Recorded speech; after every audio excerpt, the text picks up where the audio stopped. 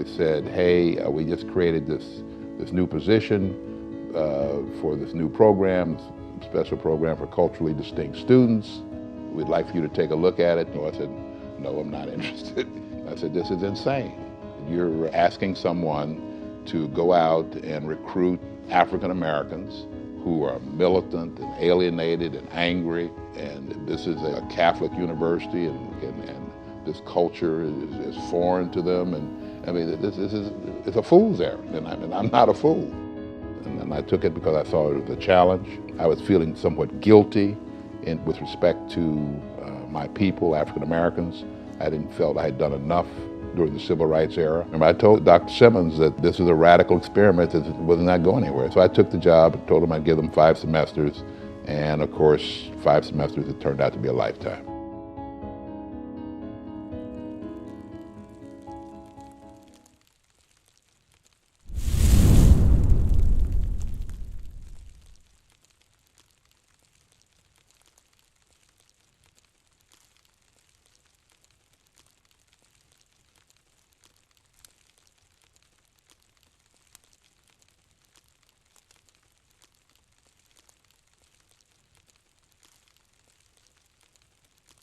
When you look back, at the history of EOP, when 55 years ago when it was started by Dr. Arnie Mitchum, it became a national model, for the TRIO program, which, impacts students across the country today, thousands and thousands of students.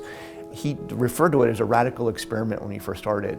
And EOP has continued to evolve and change to meet the needs of students. So when they go out in the world, they're actually changing it in dramatic ways. And so couldn't be more thankful, for the staff that have continued to be creative and creative to modify the programs. So the students that are going through EOP today are transformational experience.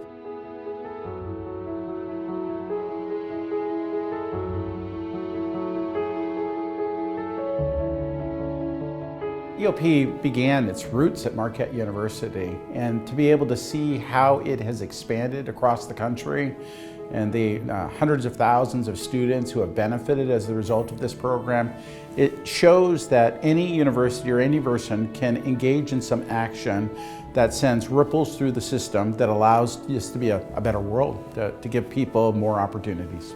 I'm a first-generation student. I'm a low-income student when I was growing up. And the value of a program like this is we bring people to the table that have different world perspectives. And so when we bring the low-income first generation at the table with more traditional students, it's just going to have better dialogue. It's going to allow us to figure out how to solve the problems that we need to moving forward. And that's what really excites me about the program. Yes, we've made progress since I got started. As I pointed out, the appropriation was only $70 million when I got involved. It's now $1.1 billion. As I pointed out, we're serving less than 10,000 students. Now we're serving close to 1 million. You say, wow, that's impressive. Yeah, it's impressive that we have 6 million alumni. Not all of them come out of EOP, but that's the kind of army you're part of. But that's not big enough, so we have to do more. The Education Opportunities Program, we operate under the EOP umbrella. We have 5 federally funded grant programs. So we have Upper Bound Math and Science, Talent Search. Those are all of our pre-college programs. Student Support Services and McNair Scholars is our college division programs.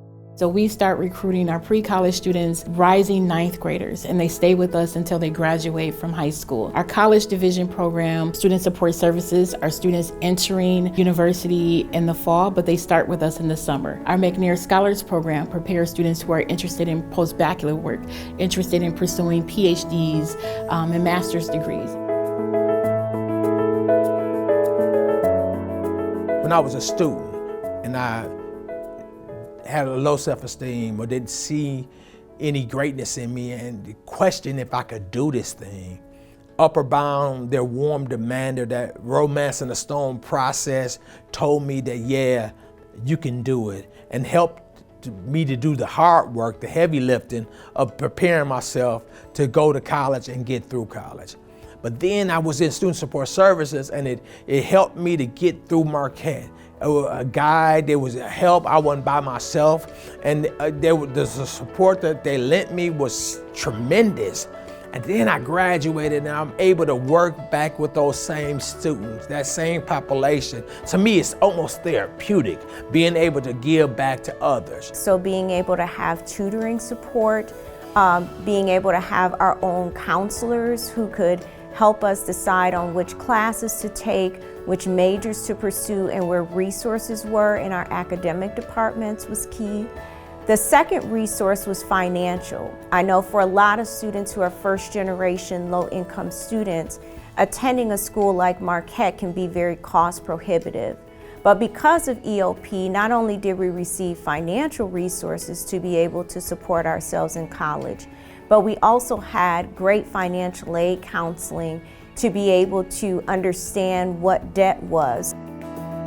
First generation and low income really need a sense of belonging, of trust with their peers, and to be able to have social supports while in college so that they don't feel alone or like they're the only one in their classroom. And so those social supports for me were incredibly helpful.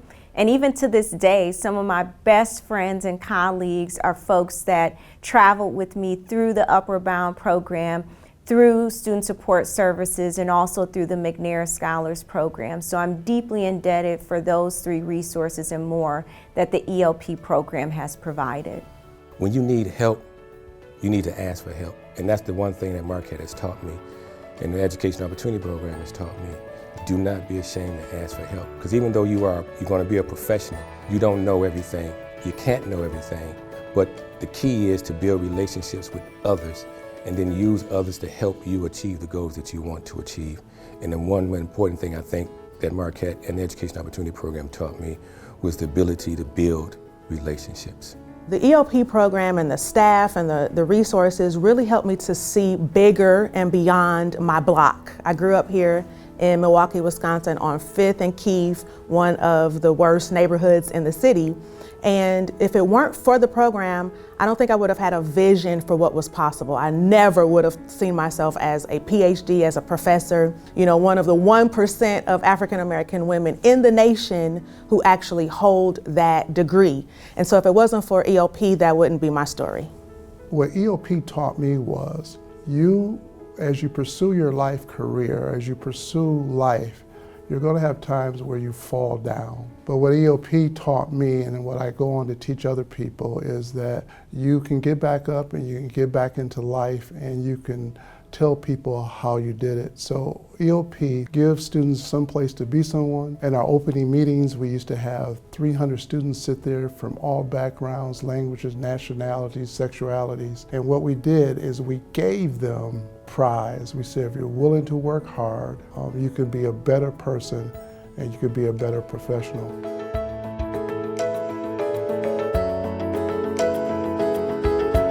the halls of Marquette, we stand as scholars bound, scholars bold. Destined for greatness, our stories yet untold. With grit in our souls, we hustle every day, seeking knowledge, paving our own way. I'm talking about for your success. Not no foolishness. Hungry for your success, not some foolishness. I'm hungry for my success. Because when you succeed, your family will succeed. When you succeed, the next generation will succeed. When you succeed, our community will succeed.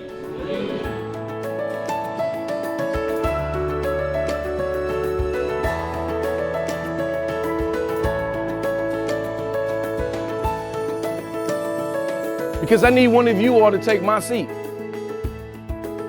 I need one of you all to take the mayor's seat, the governor's, or be the next superintendent, or be on the school board. Because you are not our future. Whoever told you that lied to you. You are our now. We need you now. Writing thoughts and ideas about who can help. In every situation you're going to encounter, there are a lot of things that you don't know. There are a lot of questions that you're going to ask. And sometimes there is a tendency to want to try to figure out everything on your own, but it's so important to develop the muscle of asking for help and seeking support. I feel powerful because like we come from different countries, so like, and we come here to like, you know, make a better life and make a better life for others, but I also feel powerless because a lot of people look down on like Hispanic people or Latinos because of like their culture, or because like they think that they're loud or something like that.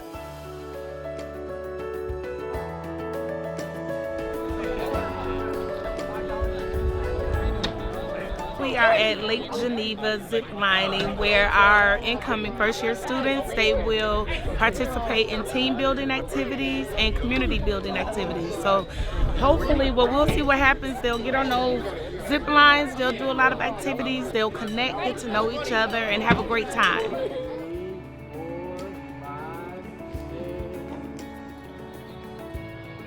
I'm on this one, legally. Legally, I'm there. Keep going, keep going, keep going.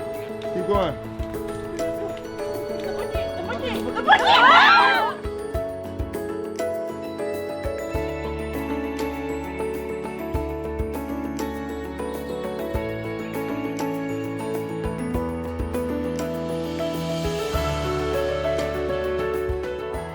We've had 8 weeks of intense study, time management, right? Saying no to some things maybe that they'd love to say yes to, but all of it is worth it, and all of it will culminate in a powerful project that will bring some expression to the creativity, to the intelligence, and the fortitude that each of our students possess. Overall, estrogen levels have a significant role in emotional processing perception. All right, thank you all.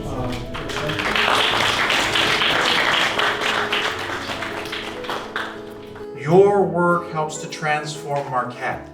Your work helps to make Marquette who we should be. Your work will lead you on the path. You know, Dr. Arrington, you talked about we are all on the shoulders of giants, but someday you are called to be the giants for others to be on your shoulders.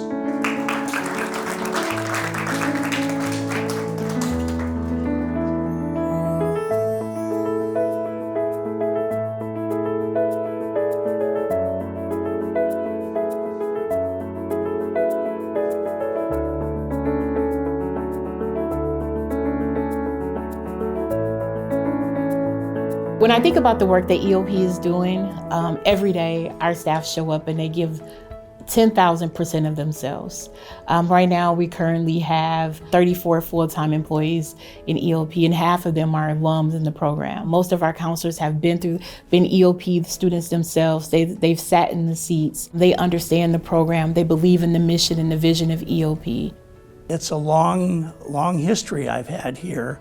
But a wonderful one, and I see the changes in so many students and really staff alike who have grown into such terrific adults who are caring and who are giving back to their community in ways that really are true to what Dr. Mitchum imagined when all of this began more than 50 years ago. Not only Milwaukee, but just people who's coming from underrepresented communities who wants more for our communities, and they want to know what's those first steps. Well, the first steps is to be able to be put in an environment that allows you to be your best self, that wants you to be your best self, that will give you the necessary tools for you wanting to be yourself. Well, we're going to give you the right resources. We're going to give you the right people. We're going to give you the right know-how of how to become that person.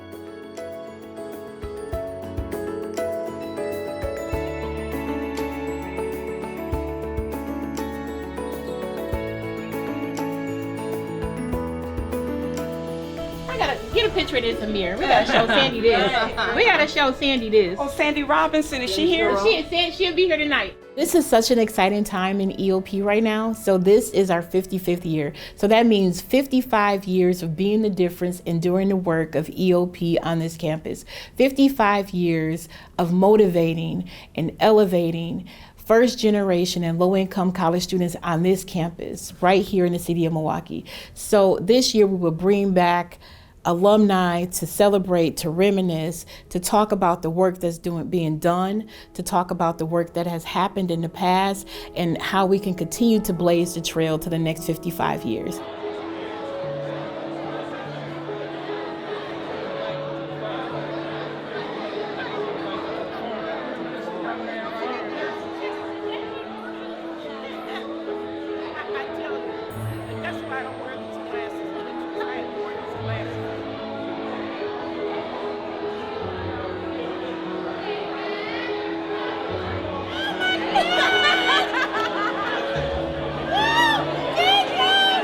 If there is no struggle, there is no progress.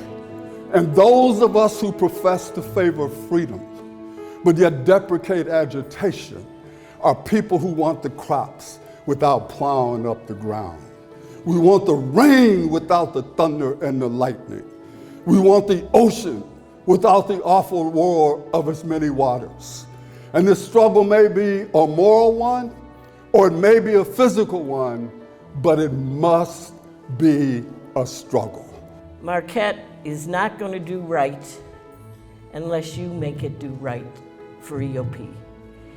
If Marquette thinks the alumni of EOP don't care, don't watch who's put in leadership positions, don't watch the reporting line, don't watch the mix between Black, Hispanic, Native American, white students, don't watch those very, very critical things, it can do whatever it wants. Mitch and I started this. I was his sole first assistant director. And as Maureen said, she was a tutor. So it was Mitch and I and tutors. And 35 of you. Okay? That's how we started this program 54 years ago, 55 years ago. That's all it was. And look at this today. We gotta keep the drum roll rolling, and we gotta have the most powerful alumni association that anyone has ever seen. It can be bigger than Harvard. There's more of us in Trill than there are Harvard graduates still alive. We can become a force to make sure that no child that has a brain and a mind is living in a village that they have to burn down in order to get our embrace. Thank y'all all for embracing.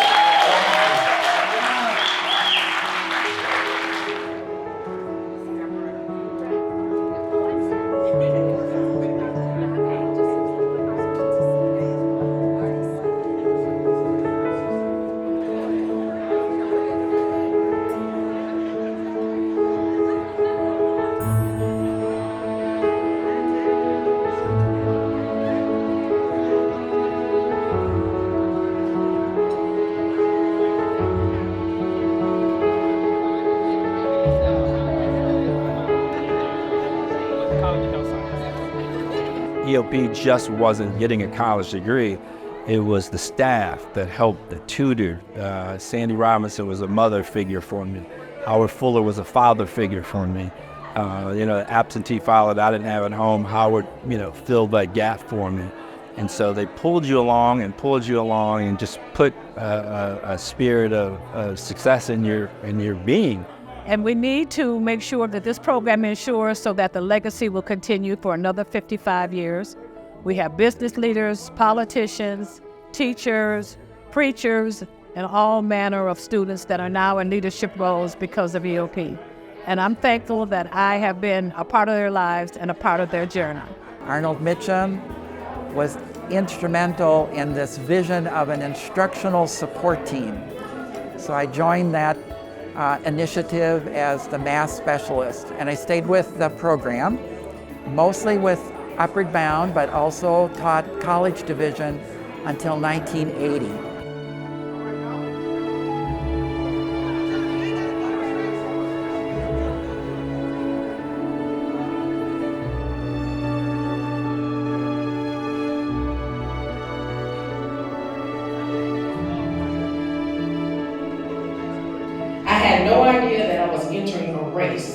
Unfortunately, sometimes this race was fixed, a race that somehow had others participating. But with us, we came from at-risk communities, and so we were a little behind the race. Running a little dehydrated, shoes untied, but EOP helped us to get all of those things in order.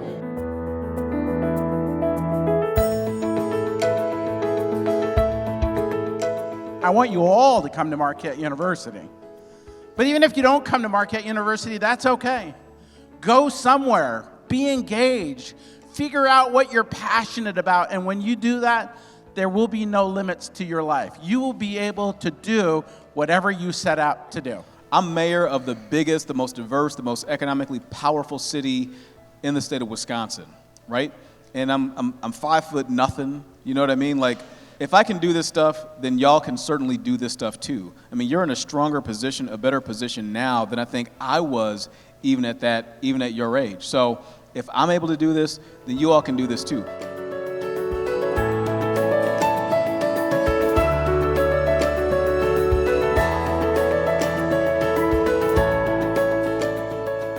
None of my mom's brothers and sisters, none of my dad's brothers and sisters graduated from college. Well, I graduated from college, but guess what? These programs go away. I don't go to college. My 4 kids don't go to college. Their kids don't. I mean, it's like I said, this is a real generational thing, legacy kind of thing. And that's why it's important to keep it going, right? And I think it's a win-win-win for everyone, right? Because if the first generation college students are graduating, they're moving out of poverty. They're bringing the country forward. They're no longer pulling on resources. They're putting resources in, right? Instead of taking resources out. Don't give me a fish, right? Show me how to fish, and I can feed myself for generations to come. Treat us a family like a giant tree, branching out towards the sky. Treat us a family. We are so much more than just you and I. Treat us a family like a giant tree. EOP continues to blaze that trail, continues to ignite that flame moving forward. And without our strong voice, I'm not sure that will happen. So I just want to strongly encourage everybody just to continue advocating for the program, supporting its students, looking at ways that you can engage for the next 50 years. EOP is going to continue the thing because the whole world needs it now. The whole world needs to know that if you give young people a chance and you give them a voice, they can change the world, they can bring peace to the world. It's needed now more than ever. Don't stay in one place. You gotta move. You gotta go. You gotta grow.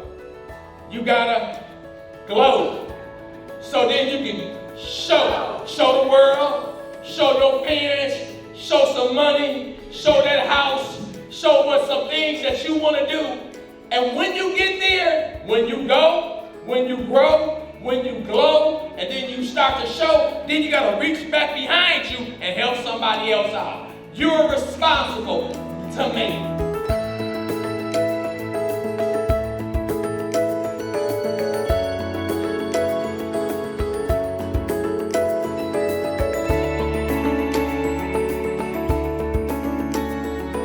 Fight, fight, fight, fight. So I would say to EOP alumni, especially because you have a kind of a special mission, because you're unique. And again, if it hadn't been for your success, there wouldn't be any TRIO programs. And you need to know that, you need to tell your children that, you need to shout that in your churches and your clubs to make this a bigger force in American life. We got to keep fighting and pushing for other people's children. That's what I tell people that move around the country. Don't forget other people's children. Your kids might be fine because you're a success, but what about people in another neighborhood? Trail to the next 55 years. What does that look like? That looks like continued advocacy, continued support, boots on the ground, working in our communities, reaching students, touching parents and families, reaching out to our community resources and knowing that the work isn't done yet.